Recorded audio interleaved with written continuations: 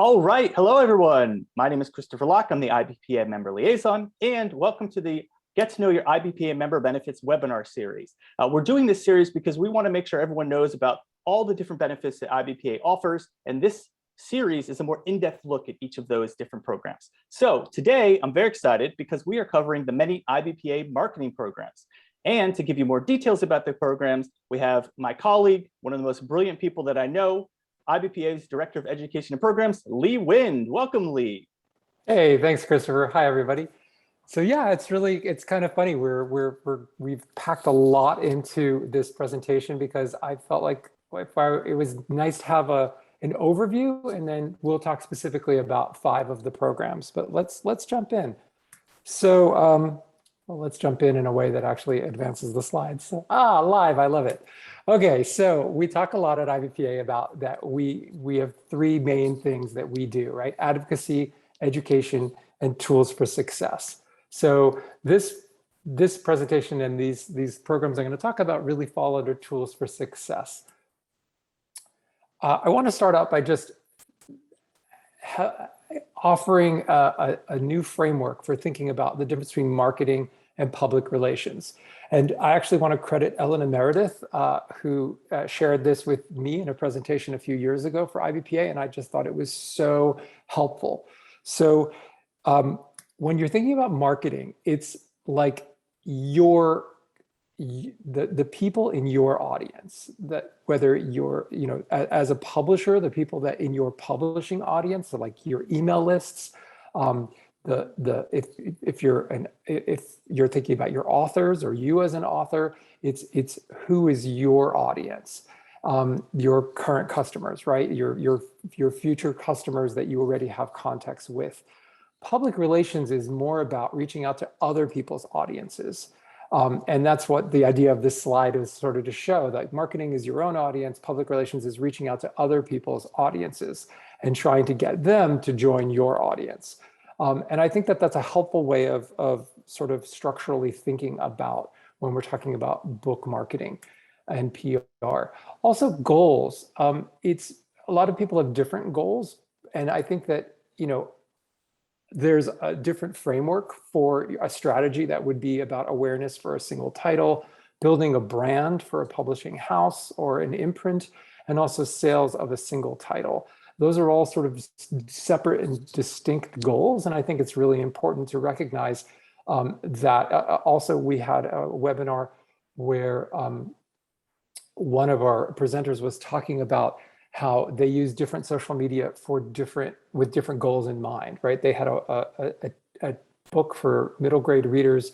So they were trying to build awareness of the book with middle grade readers, but they recognized that middle grade readers are not necessarily the ones that are going to purchase the title. So then they had a different campaign to the parents and to the caregivers and the librarians and the teachers to sell the title. So it was sort of a two-pronged approach. So I think that's very helpful as well to think about, like, what is your actual goal? And then I think it's also important to recognize that there are 2 different sort of audiences, right? There's the trade audience and the consumer audience. And let's talk about that for a moment. So consumers are the people that are, that you want to build awareness and buzz, although you want to do that for trade as well. But we're talking about consumers here. It needs to have availability. Social proof, that's what all those sort of like online reviews on Goodreads and Amazon and other retailers purchase. These are the people that are actually going to buy the book for their own use or to gift. Consumer reviews, they hopefully will leave reviews, and they can become repeat customers. And a lot of the stuff that underlies consumer engagement is metadata. And I have it here sort of highlighted in a funny way because metadata is a little bit invisible and people get very intimidated by just the word, because it has data in it, and meta, it sounds very, very difficult. But basically, it's all the information behind the scenes that helps your book get discovered. So we actually offer this very cool metadata resource center. It is a member benefit of being a member of IBPA, but I really want to highlight it because it's quite helpful and remarkable. This is a peek at what is included in that Metadata Resource Center. We have had 3 webinars recently that are really excellent about making over your metadata, a checklist for metadata, and also using free online data to get your audience to your book, which is another way of saying upgrade your metadata. We have the recordings, we have the presentation slides. We also have a section called Apply Knowledge, which offers additional resources. We have a thing where you can get help with your metadata. We have 2 experts currently that are offering metadata makeovers through IBPA, which you can explore. You actually, and then also sort of read more. There's a way to link into the archive, and also a best practices for product metadata, a guide from the Book Industry Study Group. So I'm really proud of this. It's hopefully the beginning of many kinds of resource centers for different elements, but this is a great thing to be aware of. Okay, now let's talk about trade. Now, most of IBPA's current marketing programs are addressed to the trade. So we're talking things that reach booksellers, librarians, foreign rights agents, industry media, industry influencers, and there are other trade, creators, other publishers. And then when we think about it, like, how are we reaching them? So there are publications. IBPA has its own bookstore catalog. We offer trade magazine advertising. We go to conferences when there's not a pandemic. The American Library Association conference, Frankfurt, which focuses on international licensing and sales. And then programs, we have NetGalley, Library EBlasts, the IBPA Benjamin Franklin Awards, and the Media Outreach Program. And I'll be touching on more of these, but I want to sort of come in at this sort of higher level and talk about ways we reach the trade. So we tried to make this sort of visual. So we were thinking about, like, what are the 5 elements, the 5 things that you could look for? You could look to build buzz. And again, that actually works for trade and for consumer. But for right now, we're focusing on trade. So you want to build buzz. You can reach bookstores. You can reach librarians. You can reach foreign rights agents. And then also, in terms of vetting your book, there's the IBPA award consideration. And there are other awards programs as well. We are particularly we really like the value of the Benjamin Franklin Awards, not only because they're held in such high regard in the industry, but also because every publisher that submits a title gets the judges' forms, which is a way to sort of get an impartial evaluation of how your book measures up and how it does and how professional it is presenting itself. And also, it's been something that many of our publisher members have told us that it has been very valuable, because they've used that to improve the next edition of that book or the next books that they put out. So that is a good thing to keep in mind. So in the middle of your IBPA independent magazine, which you get every 2 months, there's usually this spread, and it talks about how publishing is a team sport and IBPA is your coach, which is a fun little slogan that we came up with. And it includes this chart, which looks a little intimidating, but don't worry, by the end of this presentation, this chart will make total sense. So it includes these columns, right? Building buzz, reaching booksellers, reaching librarians, reaching foreign rights agents, IBPA award consideration, and then across the rows are the different programs. Another way to look about, and then again, keep in mind the 3 different goals, right? Awareness of a single title, building your brand, sales of a single title. When we're talking about sales of a single title, especially to bookstores or libraries, there are some things you need to consider about setting yourself up for success. For bookstores, it's really important to think about, how is a bookstore going to order the book? And are they going to be able to order it at terms that they expect? The discount, the returnability. Bookstores do not necessarily want to set up individual accounts with individual publishers. Just for context, IBPA has over 3,700 members. No independent bookstore, no bookstore wants to set up 3,700 accounts to get 1 or 2 books from each publisher. That is they wouldn't have the staffing to do it. So you want to try to figure out a way that you can make it easy. Now, mind you, a lot of the things I'm saying as if they're like these rules. The rules get broken all the time, and there are definitely examples of publishers that do their own distribution and have been very successful. Generally, though, it is helpful to know what sets you up for success. So making it easy for a bookstore to order your books at wholesale on terms that they expect is helpful. 3 other things for bookstore success. The more of these 3 things you have, the better chance you have that a bookstore will take the chance on bringing your book into the store. So the first one is a customer going to walk in off the street and ask for your book by name? That goes back to building buzz and to generating, sort of consumer interest. The second one is someone on the staff of that bookstore going to be so jazzed about your book that they're going to hand sell it to the next person that walks in and says, oh, I'm looking for a book about X. And they're going to be like, ha, I have the perfect book for you. And 3 is there something about your book title, the cover, presentation, that they think it's going to sell itself. And so then they will shelve it face out. The more of those 3 things you have, the better chance you have of a bookstore bringing your book in. So then let's talk about libraries. What sets you up for success for libraries to acquire your book for their collections? Again, you want to think about how do they order your book? How do you make it easy for them? A lot of times libraries, the person acquiring the book needs to show that they have the book has a trade review. And sometimes the policies are different at different libraries, whether they need it at all or how many they need.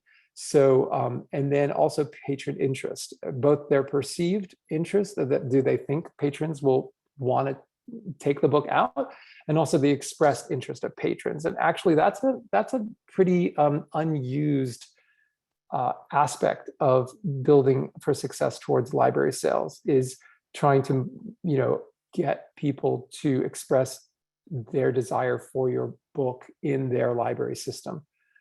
Okay, so we're talking back on the chart, right? So this is just one way of looking at some of IBPA's programs.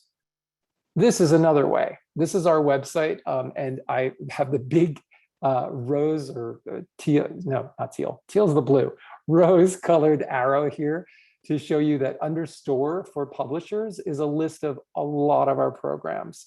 And you can also see that list here on the right. When you click for publishers, you get these sort of boxes. So for the purposes of today, we're just going to talk about 5 of the boxes. We're going to talk about the Bookstore Catalog, the Library Market EBlast's Media Outreach Program, the NetGalley program, and trade magazine advertising. So, okay, that was a lot. I'll pause for a second before we jump in. And if you have bigger picture questions, I can answer them now. And also we can do questions at the end. Christopher, do we have any questions that are bubbling? We have a few that, like one was to clarify. So earlier you mentioned social proof and consumer reviews. So someone wanted to know what's the difference between those 2. Okay, so a consumer review is just a person leaving a review on one of the online retailers or somewhere else. Social proof is, do you have 100 5-star reviews, or do you have 1 3-star review? Like the more proof, do you have a trade review? A social proof is sort of like somebody else saying that your book is worth somebody's time. A blurb from someone in that field, or a recognizable author that the reader would trust, that also serves as social proof, right? And that's why it's used so often on the cover of books, right? Like so-and-so says that this book is wonderful, and that is trying to assure readers that might not know the author of the book that you're publishing that indeed it is worth their time. As publishers, we're saying we're putting our names behind the book, but people generally aren't tracking publishers. There's some exceptions, and there's a lot to be said for building your brand. But it is helpful to have that social proof, even when you have the brand. I'm thinking of mission-driven organizations and how they still use social proof, because ultimately you want to show that there's lots of people that believe in this book. Sometimes it's, it can get ridiculous and you have 3 pages of blurbs, but publishers still do it because all that sort of builds towards people taking the risk on buying the book or taking the book out of the library to read it. And then, you want to encourage those people that do read it and love the book to spread the word, because word of mouth is really a huge driver of success. I hope that answered that. Yeah, and someone asked, social proof is also then like winning a book award, right? Yes, absolutely. Well, I don't know if it's social proof, maybe it's more vetting, right? Like having a book award seal on your book, it vets the book. Social proof is more sort of like the crowd is saying it's good. Maybe there's a little bit of an overlap there in terms of like getting a famous person to blurb the book or someone in the industry that's well known. But it's all good. It all helps, and sometimes it's really necessary for a book to get some traction. Great. And some of the other questions are about the specific programs, and we're going to be talking about each of these programs listed here. So I'm going to let Lee jump into those, and that way it'll probably answer most of these other ones. Thanks, Lee. Sure. And what I'll do is as we talk about each of these, I'll pause after each of them, and we'll do some Q&A, and that way it won't be like you're saving your question for a half hour. All right. So let's jump into the Bookstore Catalog. Oh my gosh, it looks like so much information, but don't worry, I'll walk you through it. Actually, can you see my cursor? I don't know. Oh yeah, I do. Yeah. Yep. You're on the little bug. Okay. All right. Well, I love it. All right. So Bookstore Catalog. So this is a program that helps build buzz. It reaches bookstores. It is to the trade, right? It's not a consumer-facing catalog. It is a trade catalog for booksellers. And it is public relations in the sense that it is not building your personal publisher's list of bookstores that are interested in your book. It is reaching out to another group's audience. And we partner with two other organizations. We partner with Ingram. The Bookstore Catalog, a digital version of it gets sent to the top 3,500 retail accounts of Ingram. And then we also partner with the American Bookseller Association. And we print 750 copies of the catalog, and it gets sent to the 750 most active indie-bound bookstores across the US through the ABA's every 2 months, they send a box. It used to be called the white box. And so we partner with these two organizations, we pay them. And a lot of what IBPA does, it started out as this cooperative marketing organization because it's really expensive it's thousands and thousands of dollars to do these, to reach these audiences. So we sort of collectively gather our publishers, and like in this most recent catalog, the fall 2021 catalog, we had over 100 publishers participate with their titles, which is really exciting. And because we're all pitching in together, it's not that expensive. We're able to do it a quarter-page ad for $249 and a full-page ad for $849. And so actually, it's funny, today, the day that we're recording this and that we're doing it live, is actually the day that the digital version of the catalog goes out, of this fall 2021 catalog goes out to Ingram's top 3,500 booksellers. So that's really cool and exciting. And you can see here some examples of the different kinds of ads. For the full page ads, you can do 1 to 4 titles. I've shown you an example of 1 and 3. And then the quarter page ads are for a single title in a quarter page, like you see here with the blue top banner. Again, there are 2 options, and this sort of rotates. So right now, we are doing the winter. We're taking reservations for the winter bookstore catalog, and that is open until October 1st. And a nice thing that we did during the pandemic that we're very excited to continue is that we made the catalog a fundraiser. So over the past 4 catalogs, IBPA and our members that participated in this program have donated over $9,500 to the Book Industry Charitable Foundation to support booksellers. So it was this way that we were able, in the middle of the pandemic, once we got past the summer, we actually skipped the summer 2020 Bookstore Catalog completely and just donated to Bink. But once we started to come out of the pandemic and the bookstores were opening again, we figured out that this was a way that we could all feel really good about it, that we were both demonstrating our support of independent bookstores and booksellers, and at the same time showing them independently published books from our members. So we were very happy with that being a win-win. And actually I can announce, because it just got finalized, that the winter catalog will be we'll be raising money for the intern program, the publishing internship program of We Need Diverse Books. So that'll be really exciting to be able to support that program. So let me see. Oh, no. Okay, so that's it for the bookstore catalog. That's the overview. So do we have specific questions about the bookstore catalog? Yes, we do. All right. All right, let's do them. First one is, to advertise in the IBPA bookstore catalog, should the book be a current release or can it be from a previous year? Oh, I'm so glad you asked that. Yes, it can totally be backlist. This is sort of, we're highlighting independently published titles. So you absolutely don't have to be a front list title. I would advise that if the book is more than 3 months away from publication, to maybe aim for that window. I don't know if they're going to hold it in their minds for a 6-month lead time, for example. But think about the season that your book will be selling in, and you want to be a little ahead of that curve. And yes, absolutely, we have publishers that have done a book multiple times. In fact, we offer a 10% discount if you're doing a repeat ad, because we have publishers that have run it for like a year in all 4 catalogs, the same title.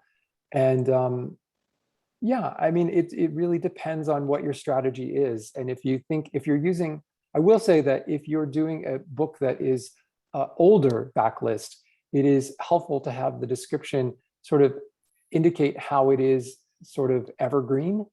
And that's maybe, it just sort of really depends in terms of what the book is in terms of fiction or nonfiction. But again, remember those 3 things in terms of setting yourself up for success with bookstores, and that involves sort of the building the buzz, having consumers walking in and asking for it by title, getting booksellers excited about the book, and then just sort of the book presentation itself.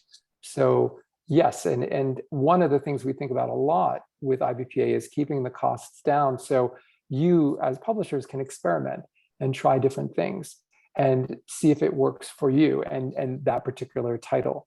And having a sense of experimentation, I think, is a really healthy way to approach book marketing. All right, another question from Beatrice is, they said they paid to include their books in the bookstore catalog through Ingram Spark, but they believe this was a one-time effort. Can this be renewed? They paid through Ingram Spark. I don't know what that. Yeah, I'm not sure if this, Beatrice, if you want to clarify in the chat, if you did the IBPA bookstore catalog. Because Ingram has their own catalogs that they are involved with as well. So I don't know exactly what it is, but also if it's a really specific question, feel free to email me. I know Christopher can pop my email in the chat, and I can answer your question offline if it's really, really specific.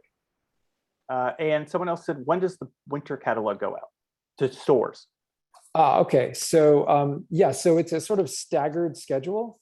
And it is listed on the product page, but I have a printout here, so I can tell you.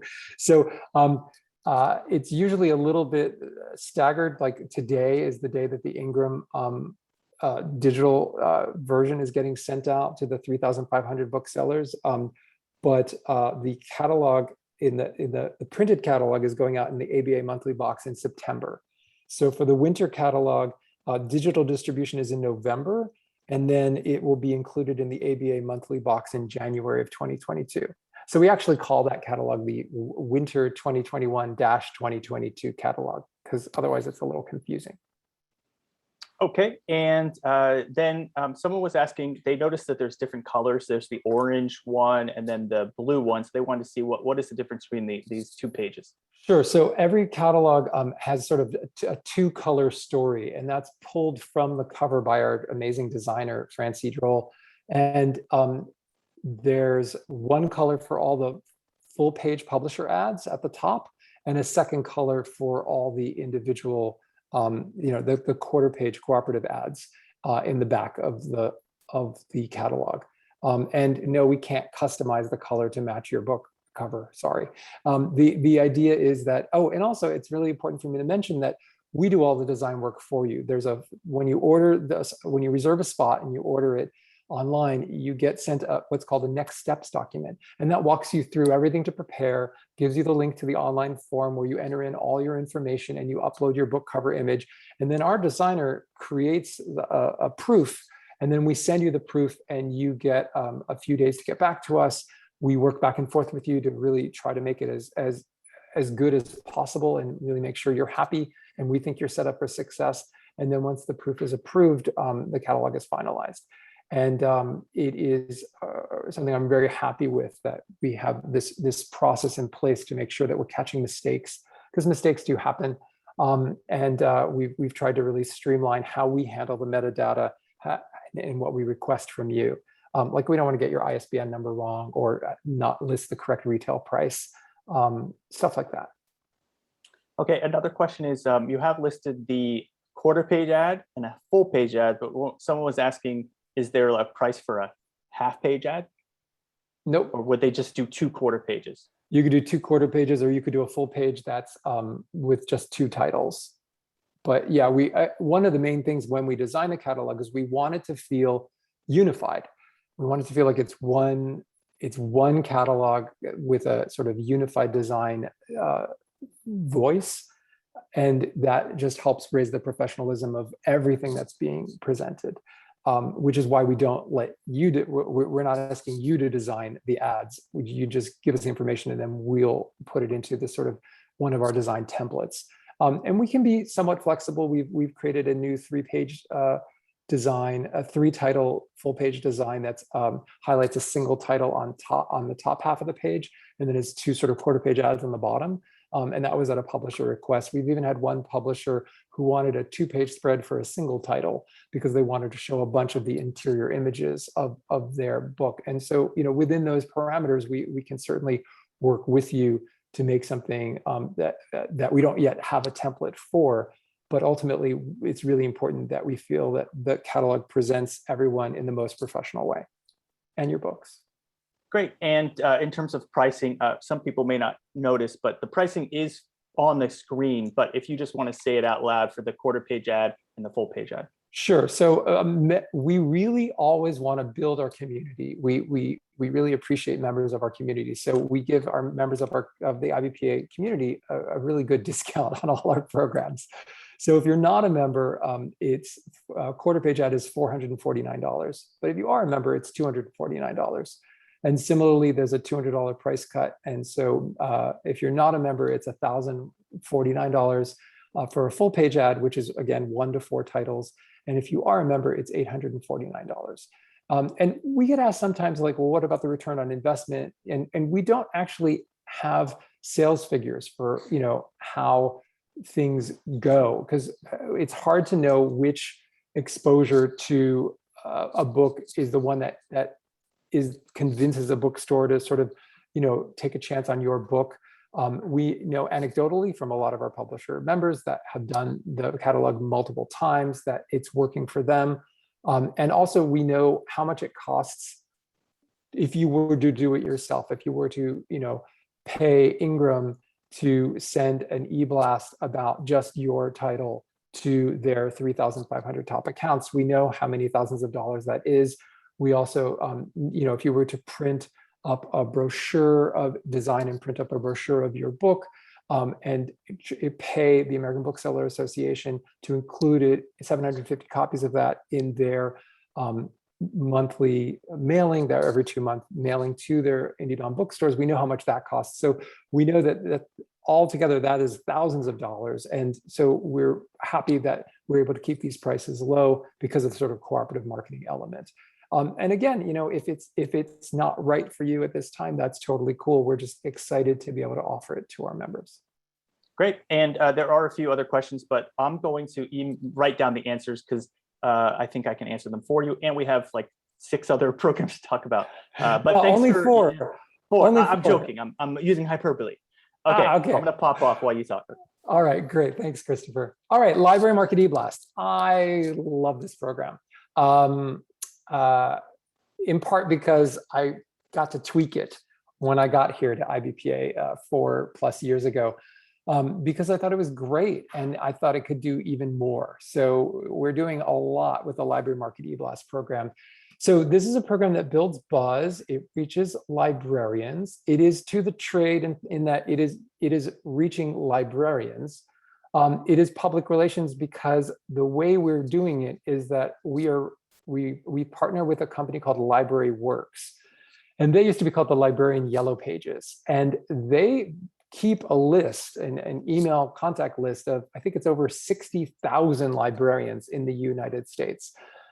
And they have these librarians in different sort of categories, like buckets, if you will. And their business is that people can pay them thousands of dollars to send an email to thousands of librarians about their titles. So again, using this idea of cooperative marketing, rather than having it be thousands of dollars, we've figured out a way that we can highlight 15 titles, 15 of our members' titles. It only costs our members $199 to include 1 book in an email. And these are some examples. And then it goes out to more than 5,000 librarians in different groups. And you can see here that we do 6 different kinds of library eBlasts. Part of it is to reach different kinds of librarians. So let's just walk down them, okay? So we have public library adult librarians. This was the most popular group. So we divided it into a fiction eBlast and a nonfiction eBlast. So every quarter, we send an email with 15 fiction titles of our publisher members to over 5,000 public library adult librarians. We do it through partnership with Library Works, and Library Works, because we have such a great relationship with them, we do 24 of these a year. So they, as a kindness to us, they include our list, IBPA's list of librarians that we've built over 5 years of going to the American Library Association conference. We have a booth. We scan the badges of the librarians that come to the booth to know who they are, and also to know that they're librarians that are interested in independently published books. That's another story. At ALA, we actually do a contest for librarians. I think they win like $100 or $200 of cash, or there's a chance for them to win if they get their badge scanned, because we're clever, right? We were trying to build our marketing list. So Library Works takes their list, which we never see, right? That's their business, it's their list. And they add our list to it. And then it gets deduped elsewhere. We don't know how many more than 5,000 it is, but we know that it's over 5,000 because each of our lists in the different categories has hundreds and hundreds of librarians on it. Okay, so there's public librarians, fiction and nonfiction. We do elementary school librarians and middle school librarians, and we do public children's and YA librarians, and we do college and academic librarians. Those are our 6 categories. And I'll say right now that this is a screenshot from just the other day, and you can see they all say sold out. And in fact, we have 1 spot left as of this morning in the college and academic library eBlast for fall. I think this program is really cool because while it is public relations, we are reaching out to Library Works, and to the IBPA list. We're reaching out to those librarians with this list of 15 titles. What we're also doing is that for every time, if you look carefully at let's look at Papa's Free Day Party, which was published by Just Us Books recently. So if a librarian reads the description and is interested in learning more, they can click either the More button or on the cover of the book. And this takes them to some URL that offers more information about the book. When they click it, LibraryWorks logs that action. And then we get a list that we will forward to Just Us Books of all the librarians that clicked on their book to learn more. Now, the average number of leads, we call them leads, librarian leads, is 20 to 40. During the pandemic, this program has done really, really well. And it has been consistently very strong and in that pocket. Usually there is at least one title in an EBlast that gets considerably more than 40. We've definitely broken 100 many times. The current record holder is 405 leads. And sometimes, you know, a book doesn't do so well and it gets like 4. Again, 20 to 40 is the average. It is a nice way to reach a good library market. We definitely have had people that have done both the elementary school library and the public children's and YA library. EBlast with the same title. We have publishers that do it for multiple categories. It really depends on which librarians you're trying to reach and get excited about. We've also had publishers do repeat in this program, even though it's quarterly. And so they've done the same book for a year. Actually, we had one publisher do the same book 6 times for a year and a half. They'd done it twice before I started IBPA, and then they did it 4 more times. And by the 5th time, it started to really drop off. And so I don't advise doing it more than 4 times to the same audience. But I will say that the way LibraryWorks functions is that when they pull their 5,000 librarians, it's randomly pulled from their larger group of librarians in that category. So for the public library adult librarians, they have over 20,000 public library adult librarians on their list. So you can actually possibly reach completely different librarians with multiple placements. We don't offer a discount for repeat placements on this program because it always sells out. We went from 15 a year to 24 a year, and we're kind of maxed out. We're hoping to be able to add more in the future. One cool thing we are offering, due to sort of your publishers telling us what they wanted, is the ability to do a dedicated EBlast just about your books. The challenge with this is that you're not sharing the expense with other publishers. So you're really paying the price. Although, because of our great relationship with LibraryWorks, we did negotiate with them a $200 discount off of what it would cost if you went directly to them. So, so if you're not a member, you can go directly to them and you won't save money, but join IBPA and then you save $200 on their list price for doing a dedicated publisher EBlast. The nice thing is that we do the design for you as well for this program. But for the dedicated EBlast, it can be between 1 and 15 titles, and it goes to 10,000 librarians. So you get all the leads, and this program has done really well. This is an example from Alex's Lemonade Stand. We ran an EBlast for them recently with 5 titles, and they did very well. The response rate was very strong. So, and the more details about the range of what to expect are definitely on the website for each product. Just so you know, I'll say it out loud, it's on the screen, but it's a little hard to see. For the dedicated publisher EBlast to 10,000 librarians, it's $1,250 for IBPA members. And for to 20,000 librarians, it's $2,500. We know these are big ticket items. We do not do a lot of these. I think we do like 1 every 2 months. However, it's nice to know that it exists. Okay, questions about the library EBlast program? Absolutely. Yeah, and just so you know, I think the screen on some people's screen is difficult. So thanks for reading out the pricing. They're having trouble reading the small type. Okay, so one person asked, in terms of the types of books, is this just for hardcover or ebooks, audiobooks, paperback? Like what types of books can they do in this program? Well, I mean, you want to be cognizant of what, you know, can the library bring it in to their collection, right? Like it's if your ebook is only published on Amazon, that doesn't help a library bring it into their collection, right? So are you set up in a way like, is your ebook on Overdrive, for example? Is your audiobook available for libraries to include it in their collection? And then, there is this sort of like idea that libraries really prefer hardcovers just because it lasts longer. But we've definitely seen publishers, there are if you go to a library, there are paperbacks there as well. So I think it really depends on the title in terms of, the format, and then just making sure that it's available for a library to get. Now, I will say that some people ask, is having the book on an online retailer sufficient for a library to bring it in?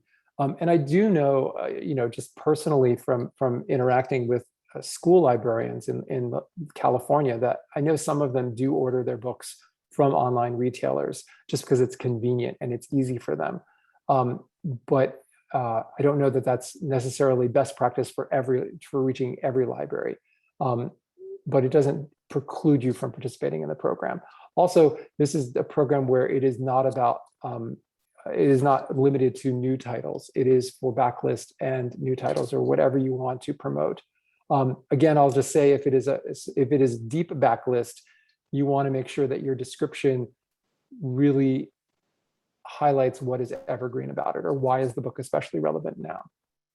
One thing this is a question you might have difficulty answering, but someone did the library EBlast program and they got a lot of clicks, and then they reached out to those librarians.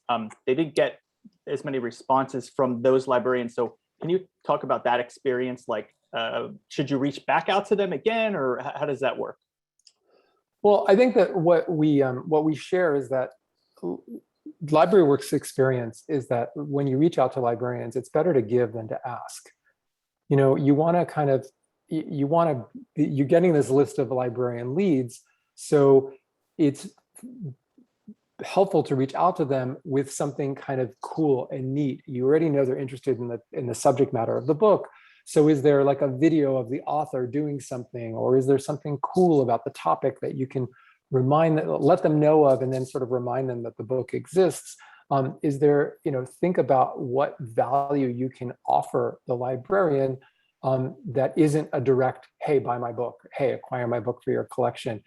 Is there, social proof that you can share? Is there a new review, a new trade review that just came in, or a great piece of media that just happened about your book that you can sort of let them know about? And sort of, it's about building your relationship with these librarians over time, and recognizing that, as a publisher, you're going to have additional books that they might be interested in. So this is where you can think about, do you want to have a newsletter? How are you wanting to reach out to librarians? And I'll just bring up that as an author myself, I've both published, both crowdfunded and published one of my books, and I have two books, one out and one coming out from independent publishers that are members of IBPA. Most of my efforts at marketing my books are towards librarians, because I really feel like they are allies. And also, a library sale is a great sale in my mind. It doesn't get returned, and it can be read by multiple people. So for my books, for the category that I write in, and that I publish in, libraries are my target.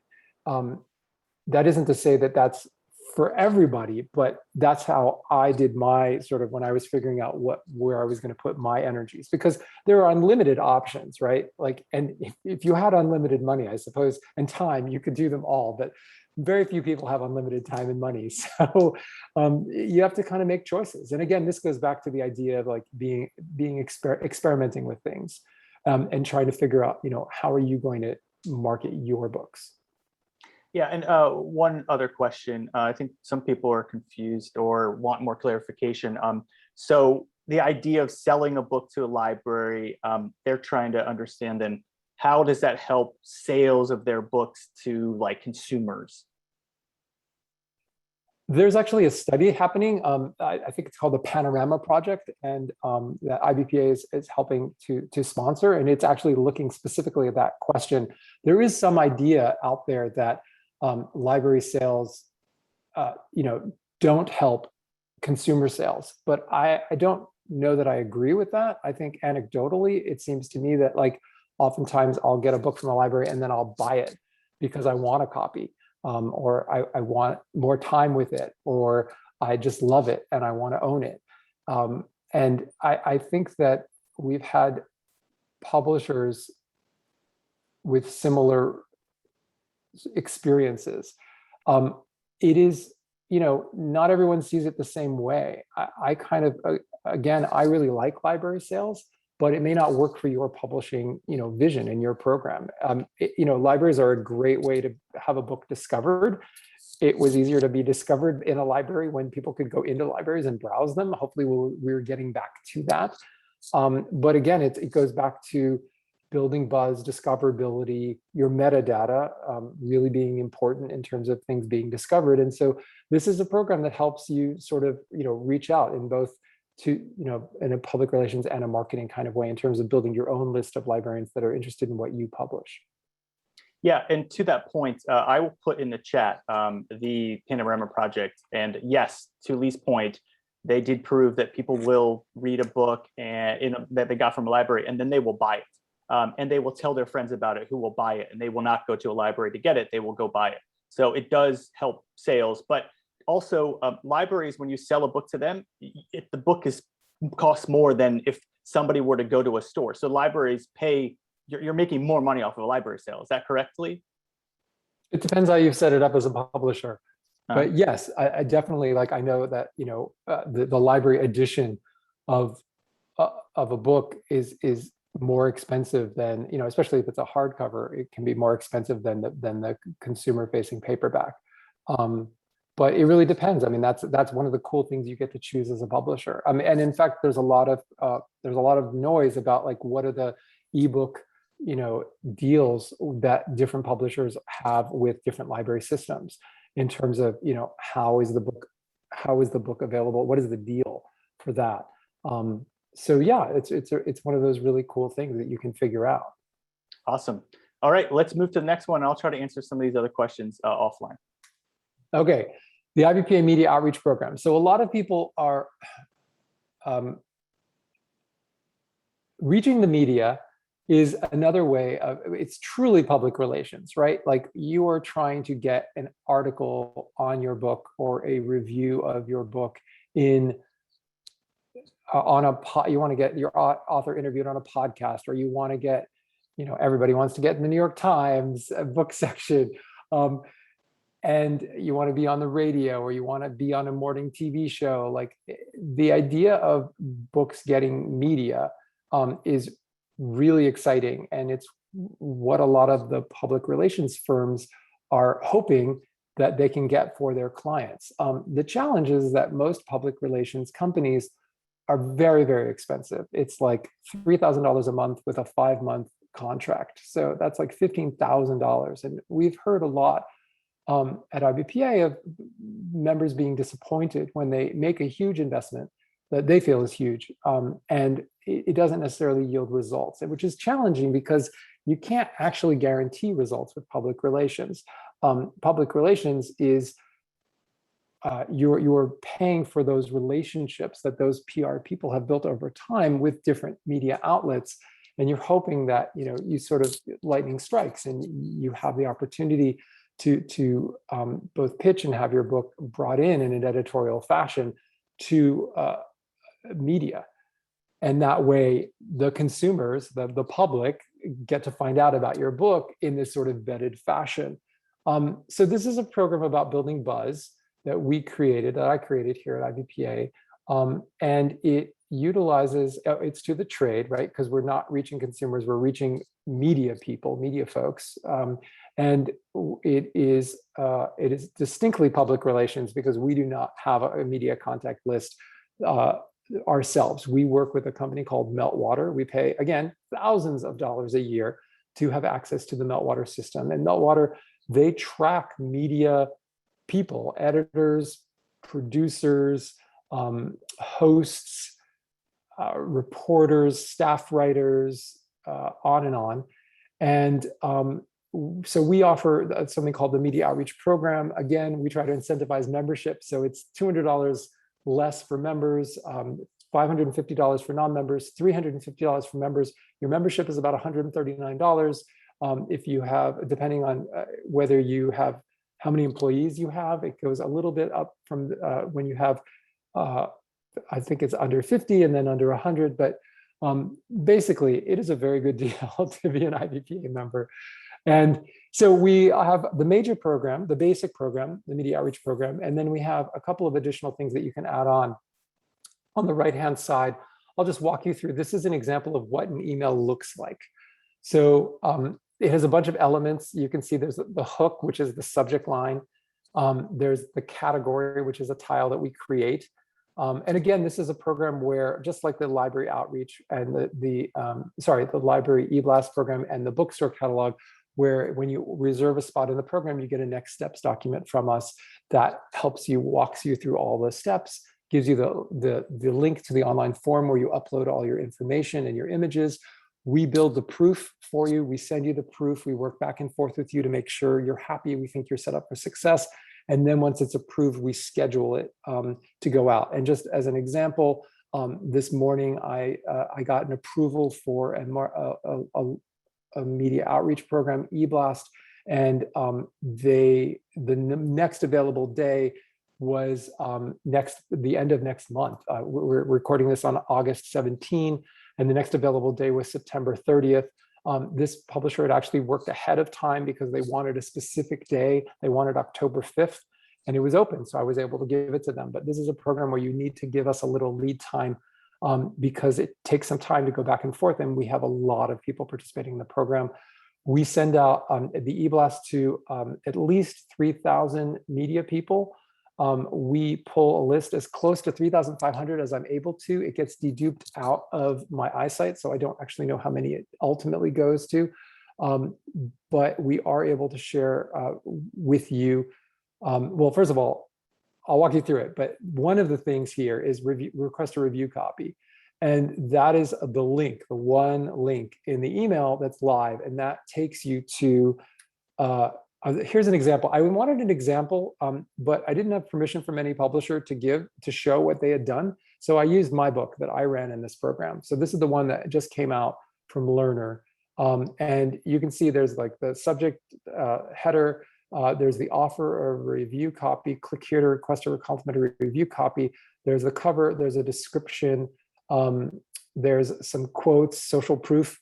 There's the sort of story behind the story, which is actually interesting because some media that picked it up just ran this as their text. They never contacted me as or Learner. They just used the information here to write their little editorial one paragraph thing about the book.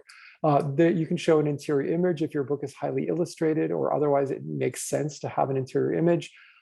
There's a story sort of about the author, and then there's some additional information about the formats and stuff, and the publisher and what day it publishes. This is also a program that we don't exclusively limit to front list titles.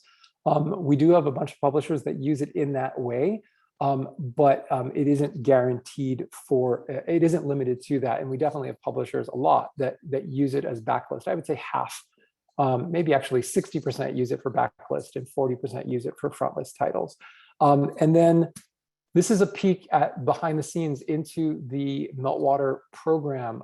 We're able to look at the beats, the reach, whether it's high, medium, or more local, the role, the location, the media channel, whether it's a podcast or radio or TV or a newspaper or consumer magazine. And each of those has its own lead time.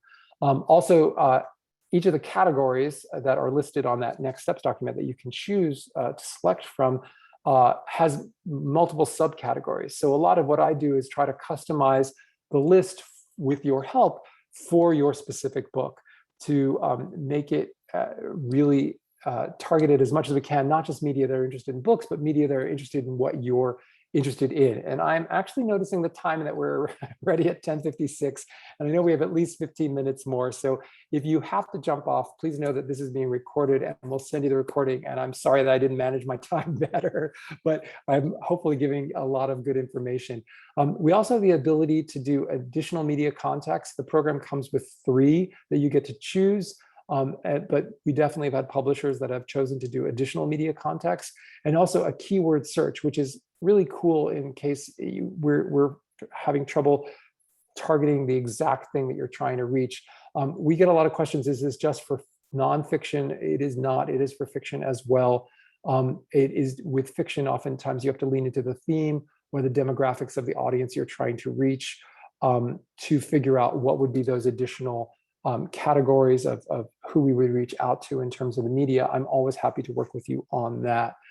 Okay, and then what happens is when they click here to request a complimentary review copy, we built a page on the IBPA website. We will build a page for your book. And this is where the media person enters in their information to request a copy. When they hit submit on this form, you will get to whatever email you give us to set it up, you'll instantly get an email request. So the system is automatic and very cool in that as soon as a media person requests it, you can respond to them right away. So we really love this program. And in that way, it is a little bit of marketing too, because you're building your list of media that are interested in what you're publishing, and certainly reach out to those same media with your next book. The average number of requests is 5. The record holder is 23. If you get 2 or fewer leads, we will run your EBlast again in the program for free. And we will just recommend that you change the subject line. And we try a different subject line and see if we can get a better response for you. Again, we are a nonprofit. The whole goal is to be of help and to offer value to you, our members. Okay. Media outreach program. Christopher, any burning questions on this, or should we jump to Nicola? Just one. Someone said, is it possible to target media that publishes content in Spanish? It is a great question. It has been asked before. Unfortunately, no. Although I will say that we do have no with a caveat.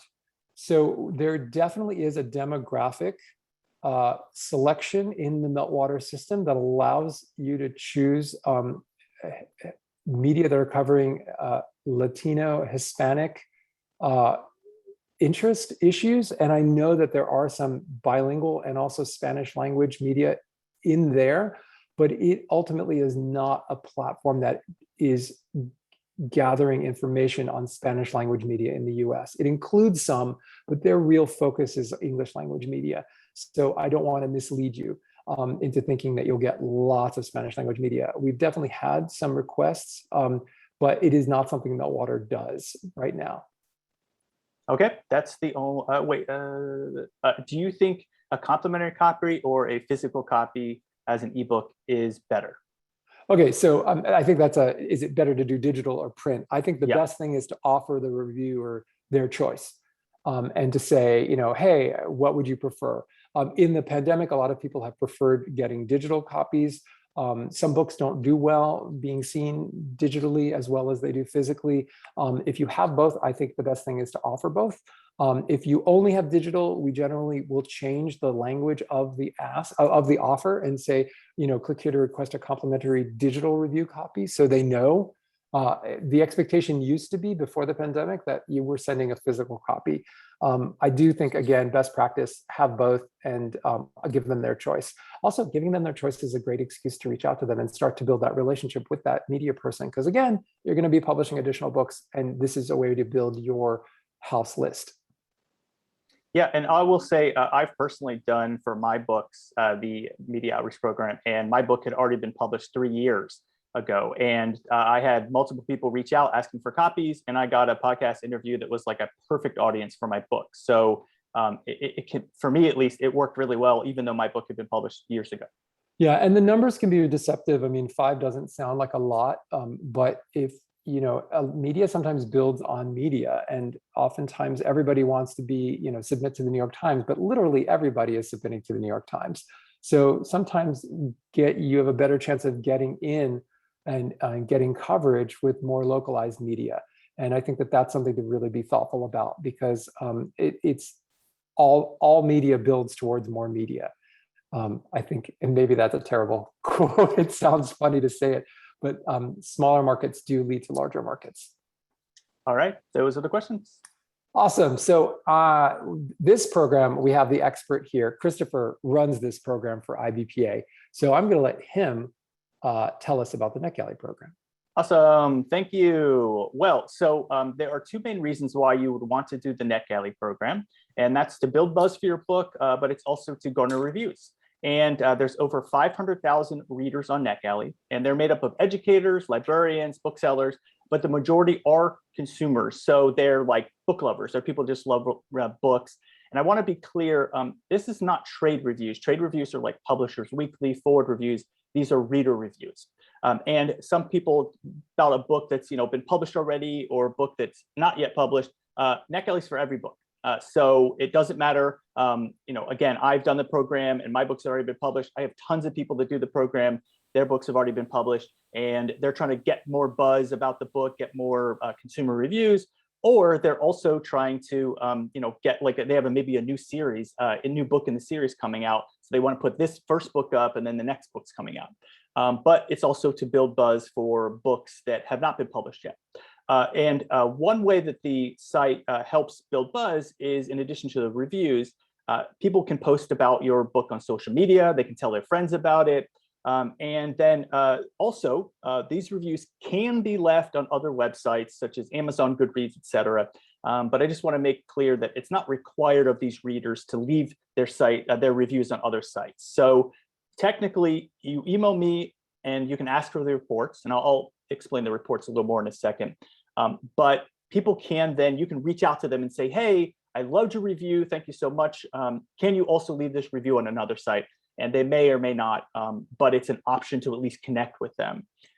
One other thing that I wanted to mention before I get into pricing and all that, there's a read now option and a reader approval option if you go directly through NetGalley. And the reader approval means that somebody wants to read your book, but they can't download it until you read their explanation of their profile, and then you approve them, okay? There's also a read now option, and that is anyone on NetGalley can download your book to read it. Now, IBPA only does the read now option, and that's because of a few reasons. One, it's one of the most popular sections on NetGalley. So our whole point is we're trying to get interest in your book. So we want to have as many eyeballs on your book as possible. And then also, all the books going through our program are these indie books, and these are authors they've never heard of.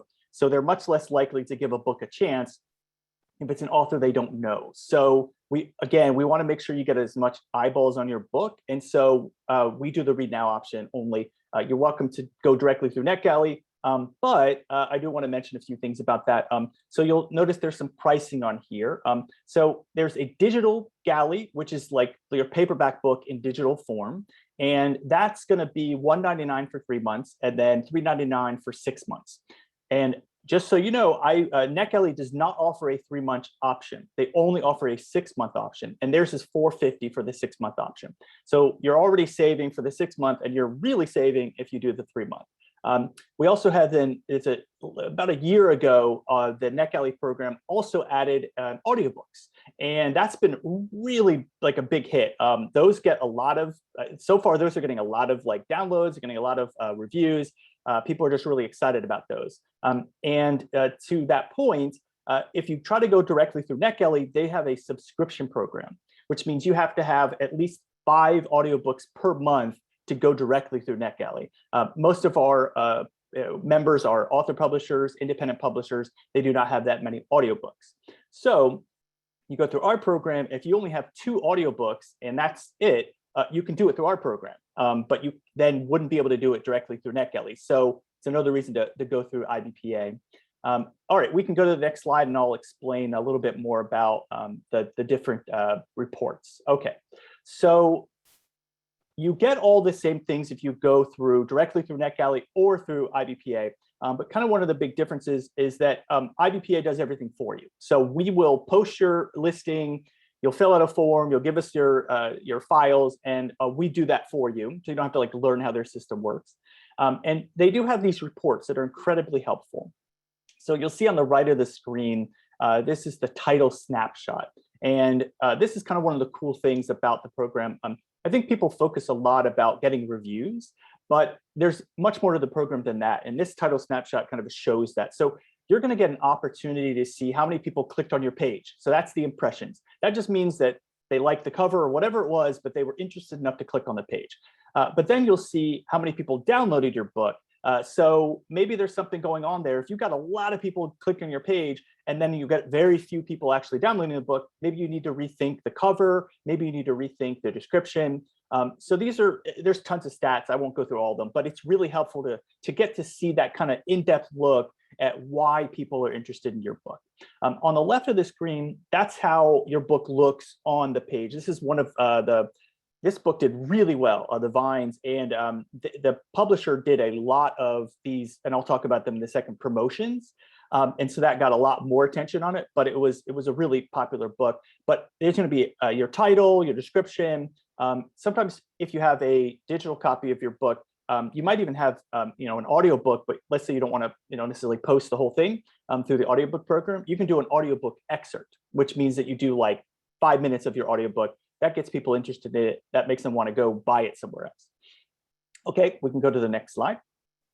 All right, so we do have two different promotions that we have through the IBPA NetGalley program. And just to throw it out there, NetGalley does have more marketing options than this, and you're welcome to email me directly if you want to do those. They're kind of like Lee was talking about. There's a newsletter that they send out, an EBlast.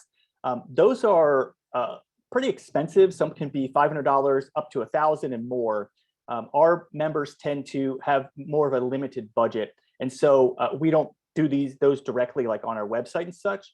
And also, NetGalley doesn't give like our members like a discount on those or anything. But again, if you've got $1,200 or something for your budget, well, email me. I'm happy to help set it up for you.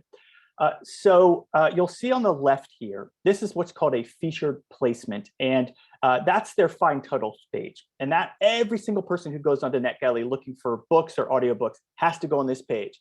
So if you look down, you'll see it says History and Politics featured on NetGalley. So this particular theme, and every week there's a new theme, is any book that's related to this. There'll be up to 15 books. And so your book could be in among 7 other books, 8, whatever it is.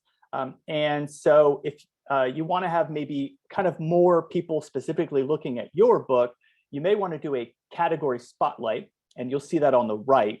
So this is an example of, on the sci-fi and fantasy category, it says spotlight book in purple there.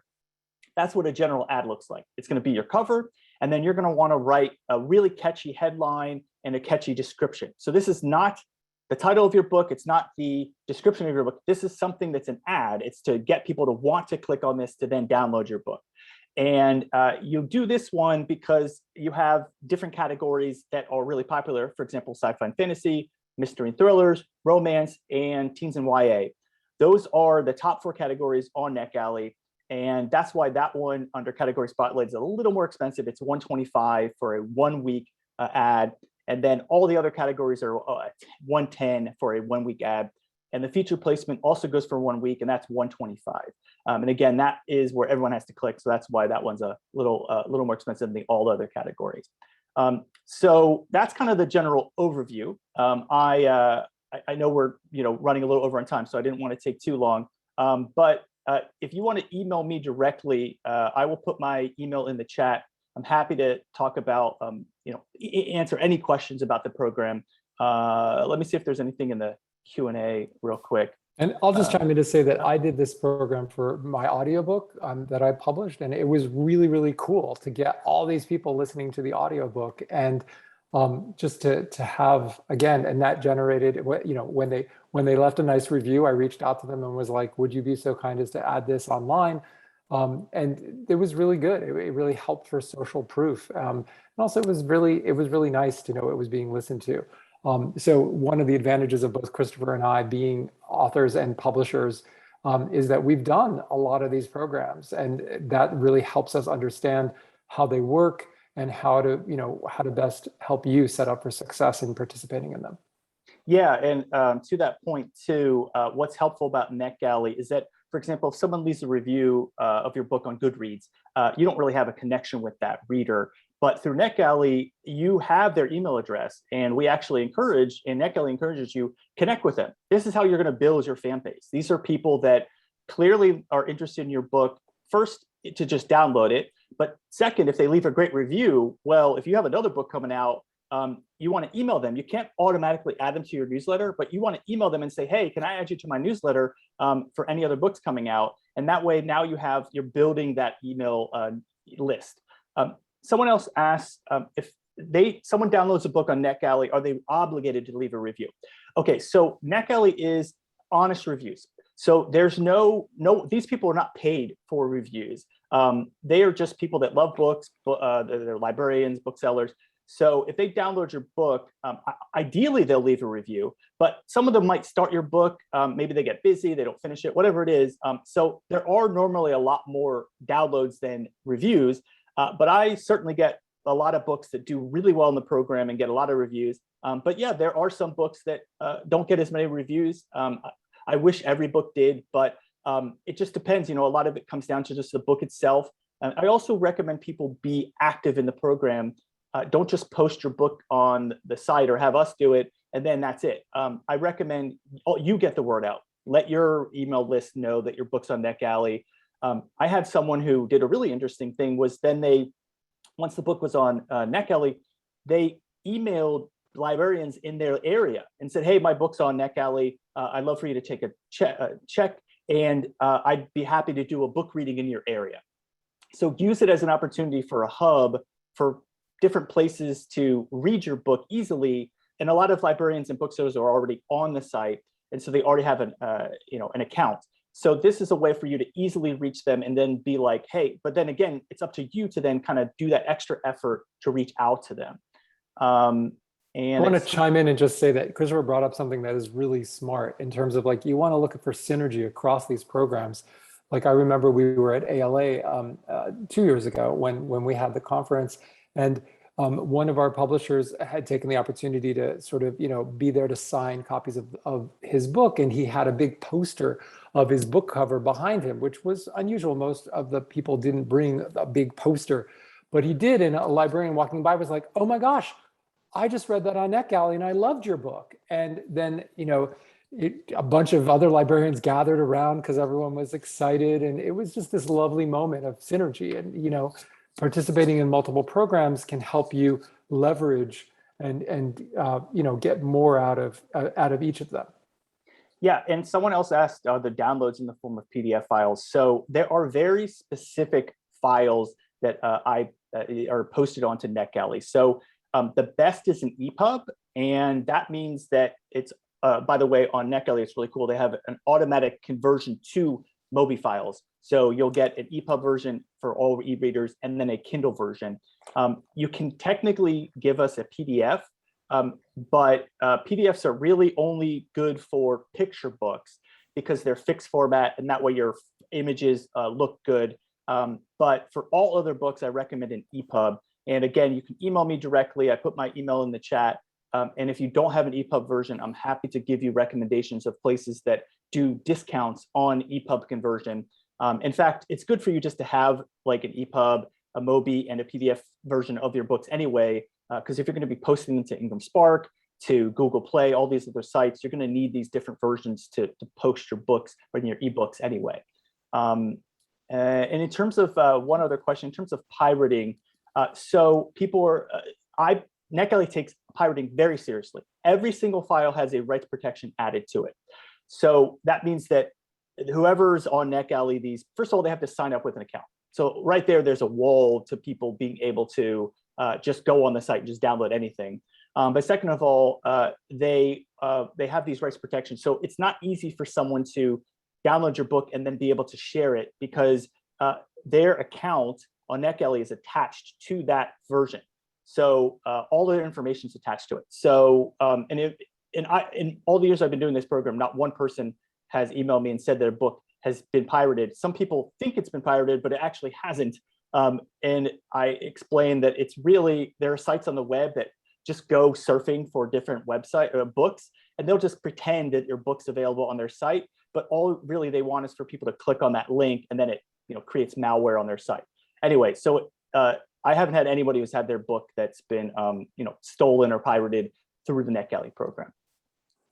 Cool. All right, you're being so patient with us. This is the 5th of 5. We're almost done. And I just want to give you an overview of what trade magazine advertising is for IBPA. So it's to the trade, right? That's in the name of it. And it is public relations because it is reaching out about your book to audiences that aren't yours, to other audiences. And so these trade magazines. So we have 3 that we work with, Forward Reviews, Library Journal, and Publishers Weekly. And again, we have our fun little logos, our little icons here, building buzz, reaching booksellers, reaching librarians, and reaching foreign rights agents. And you can see that Publishers Weekly does all 4. Library Journal is really about buzz to librarians, and Forward Reviews is buzz to librarians and to bookstores.